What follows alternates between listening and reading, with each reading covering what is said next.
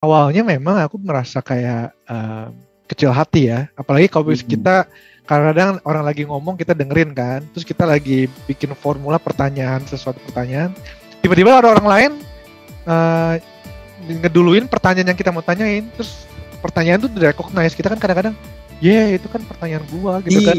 Iya. Aduh, kenapa itu gua? dia.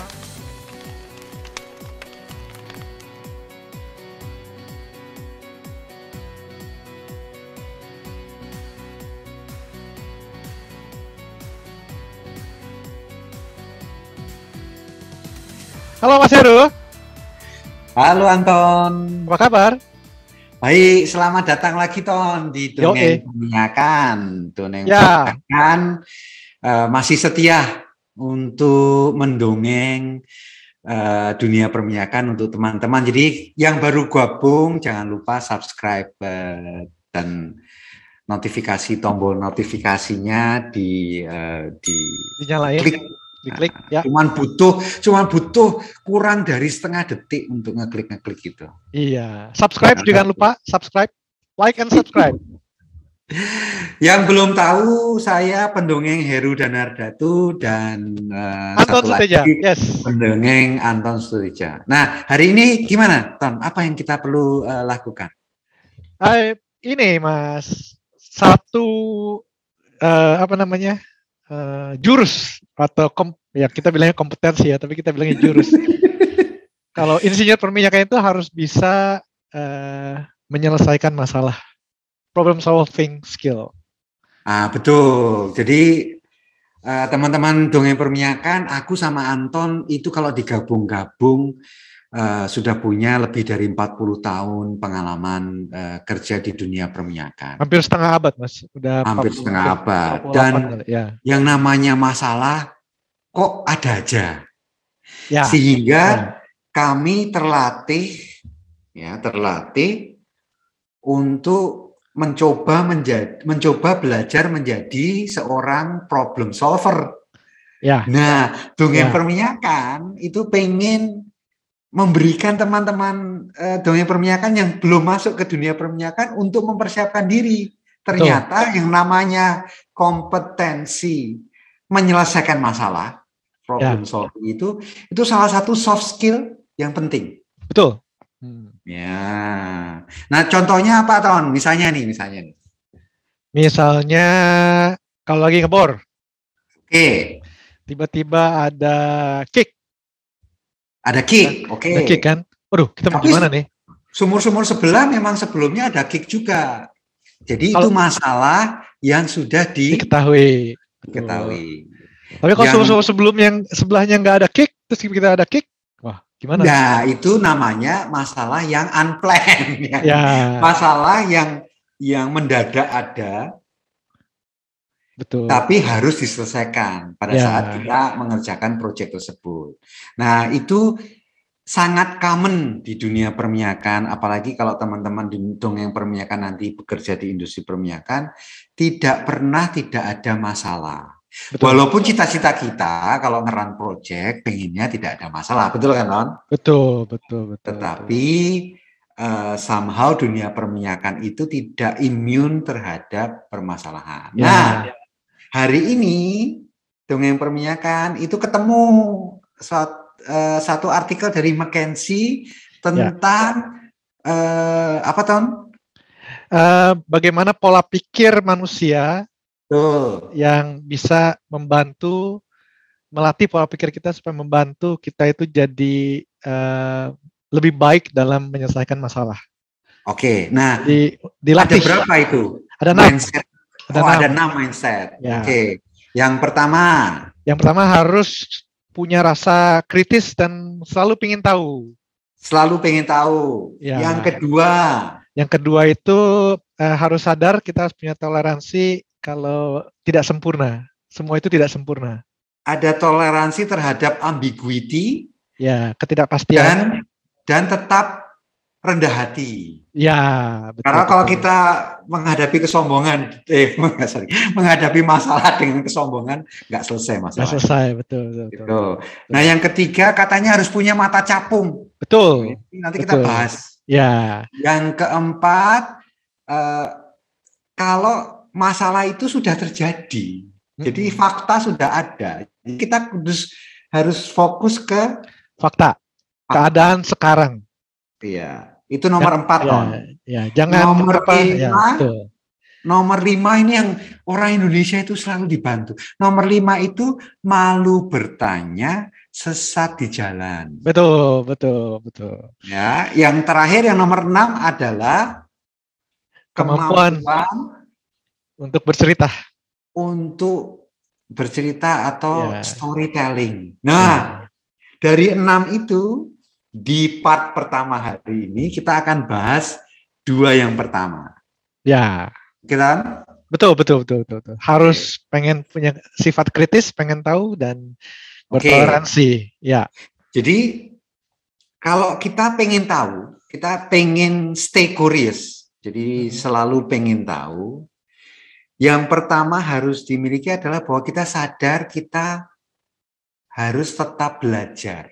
Walaupun sudah insinyur, kita harus tetap selalu punya mindset I'm a learner, pembelajar. Learner mindset. Orang pembelajar. Ya. Dan karena kita punya sifat pembelajar, pada saat kita mendapatkan pelajaran, itu menjadi refleksi ke diri sendiri. Nah itu kita kemarin di dongeng-dongeng sebelumnya kita sudah bercerita bagaimana kita hidup di beberapa dunia atau di beberapa benua. Nah, coba Anton kasih contoh itu yang namanya stay curious kalau lagi pindah-pindah role, pindah-pindah negara gimana? Aku punya resep. Aku dapat resep ini dari mentorku. Dia bilang gini, Ton, 100 hari. Dia bilang, dalam 100 hari ini kamu harus belajar dan kamu harus pahami, dan ketika kamu mau melakukan perubahan, lakukan dalam 100 hari ini. Kamu harus kerja 2 kali lebih kuat, 2 kali lebih lama dalam 100 hari pertama di role yang baru.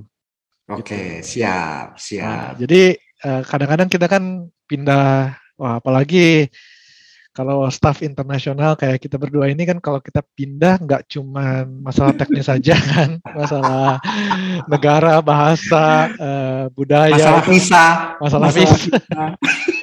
Harus cepat kan, harus cepat. Jangan nama sumur aja mesti tahu gitu kan. Jadi itu jangan malu, tapi kita harus banyak tanya, harus banyak baca. Zaman sekarang banyak baca, ya harus cari tahu kenapa, lalu kita simpan yang kita tahu, semua prejudice kita itu kita simpan dulu. Banyak mendengar kenapa dia begitu, kenapa dia begini. Langsung mikir resikonya kemana. Dari situ kita bisa ambil keputusan, bisa nggak gini, bisa nggak gitu, dites gitu. Jadi kalau aku boleh simpulkan dari ceritamu tadi, untuk stay curious, kemudian datang sebagai pembelajar, kita harus belajar cepat, dan kita punya target dalam waktu 100 hari pertama kita datang di satu tempat, di suatu role yang baru. Kalau bisa kita sudah di level di mana kita tahu basic di tempat itu. Jurus lain yang untuk membantu itu adalah kata why sama so what. Jadi kan kita why dan so what. Kita tanya why. Kenapa? Jadi kalau udah jawab ini so what. Kalau misalnya so what, berarti apakah itu ada impact-nya apa enggak? Kita jadi tahu, oh begitu. Siap. Itu yang pertama. Be ever curious atau stay curious. Selalu ingin tahu, selalu punya mindset sebagai seorang pembelajar. Hopefully dengan begitu kemampuan kita untuk menyelesaikan masalah, kalau ada masalah, akan menjadi lebih baik.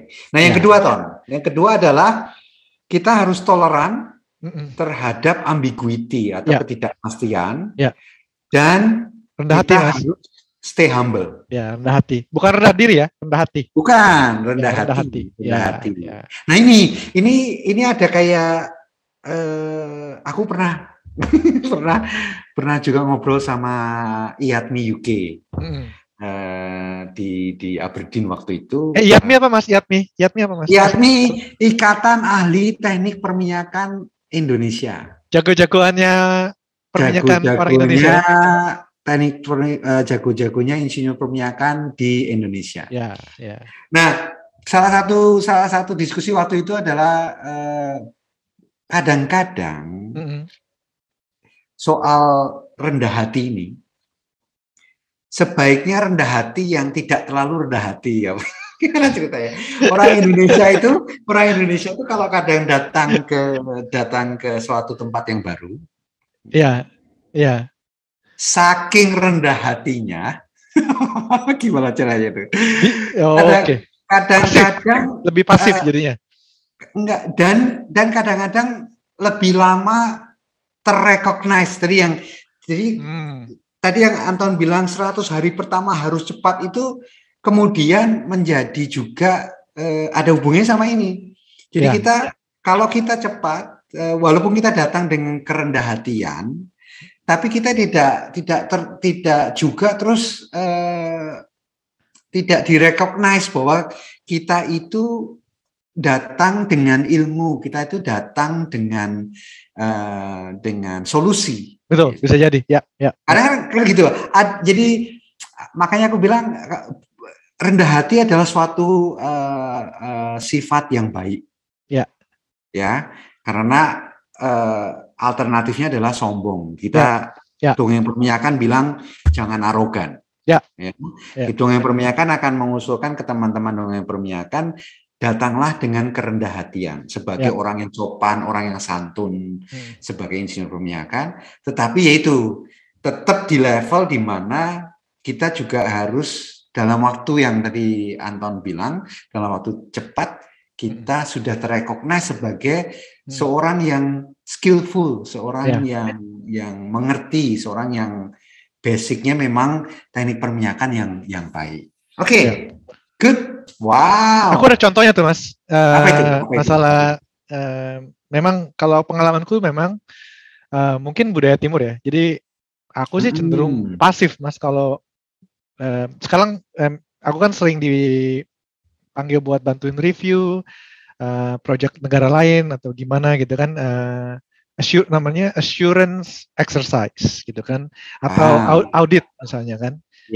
Ketika di tim itu kadang-kadang ya pasif, diem, mendengarkan gitu kan, tapi seperti tidak berkontribusi gitu kan. Awalnya memang aku merasa kayak kecil hati ya, apalagi kalau kita kadang-kadang orang lagi ngomong kita dengerin kan, terus kita lagi bikin formula pertanyaan, sesuatu pertanyaan, tiba-tiba ada orang lain ngeduluin pertanyaan yang kita mau tanyain, terus pertanyaan itu direcognize, kita kan kadang-kadang itu kan pertanyaan gua gitu kan. Kenapa gua malu gitu. Jadi hopefully yang mau kita kasih yang 6 ini juga nanti membuat kita membantu teman-teman dongeng perminyakan untuk mengatasi masalah itu tuh, Tom. Iya, nah kalau aku sekarang udah lewatin masa itu. Jadi aku kasih floor aja sama kalau mau kasih pertanyaan aja. Cuman sekarang aku fokus tuh sama namanya right hand side of the bow tie.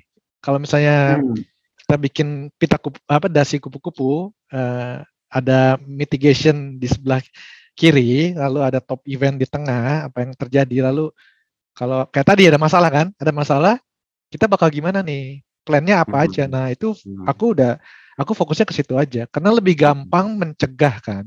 Orang tuh kadang-kadang lebih fokus untuk mencegah.